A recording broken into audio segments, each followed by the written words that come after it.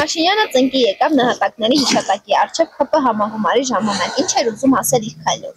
Ո՞նքի պետ, դե որ հանձնել, տոյմատ հանձնել չտանենք, հասից աղբերը զոհված, քվորս տղեն զոհված, աղբորս մոտը կտրած, երկու պատերազմի մասնակից։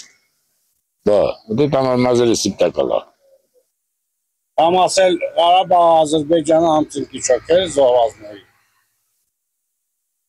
Հա։ Ո՞նց հասկանան հիմա այդ մարդուն։ Գալաթարը։ Եթե հիշատակը հավերժ պահող լինի, դա այդ քայլերին չէր լինի։ Կներես բացել չեմ ուզում, երկար թվում հակակետերի կպացում տխուր։ Ախիչի երաբուր գրում։ Ինչ էր ուզում ասել իր քայլով։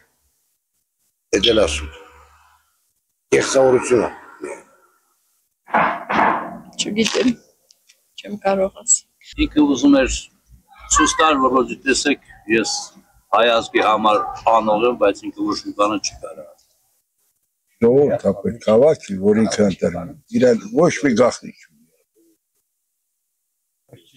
Մեծ Մարդա պետք։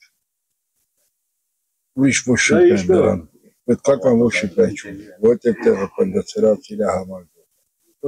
Ուզածնելու։ Դե արդեն ինքը իմանա, որ ինչ էր ուզում ասել։ Ինչ պիտի ասի, ես գրում չեմ կարող պատասխանել։ նահատակների հիշատակի առաջ ծնկի եկավ։ Հա, մենք բոլորս եք ծնկիկ են։ Ինչ էր ուզում իր քայլով ասել։ Ինչ էր ուզում իր քայլով ասել։ Դե միջև հիմա պիտի ասացելներ։ Բանաջան, ես դրա մեջ եմ։ Ես էլ կցանկանայի ծնկի կամ դրանց առաջ։ Երեխաներ չկա։ Այնպես որ լուր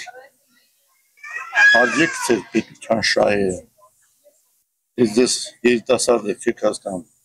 Այն տղամարդը, որ իր ընտանիքը չկարողացավ ղեկավարել, հարևանը այդ ընտանիքը կքանդի, բամբասանքով վնաստալ։ Առաջերտին պետության մեջ կարգ ու կանոն ունի, հետո մտածել մնացած հարցերի։ Նայեք պետություններին, աշխարհի, որ չէր պատերազմից հետո 49 թվականին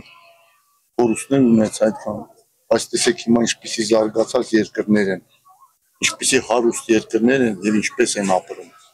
Օրինակ ես, մենք հայերս սովոր չենք պետականություն ունենալ։